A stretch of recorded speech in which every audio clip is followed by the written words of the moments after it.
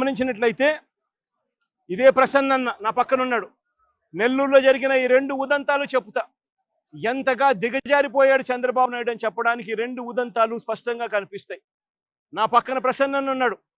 6 సార్లు తాను ఎమ్మెల్యే, 6 సార్లు తాను ఎమ్మెల్యే.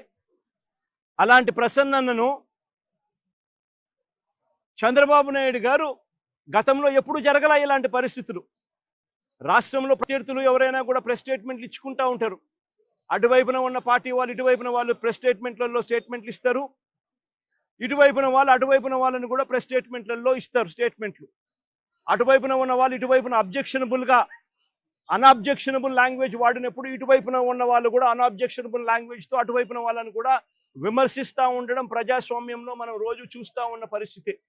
కానీ ఎప్పుడూ కూడా ఇలా మనుషులను చంపేయడానికి ఏకంగా 80 మందిని 100 మందిని ఇళ్లకు పంపించేసేసి వాళ్ళు తాగుండి రాడ్లతోనూ కర్రలతోనూ మారునాయుధాలతోనూ వచ్చి కార్లను కూడా తిప్పివేసి పడేసే పరిస్థితిలోకి వాళ్ళు వచ్చి ఇల్లు మొత్తం ధ్వంసం చేసి ఇంట్లో 83 ఏళ్ల ప్రసన్నన్న అమ్మ, ఆవిడ మహిళ కాదా అని అడుగుతా ఉన్నా నేను.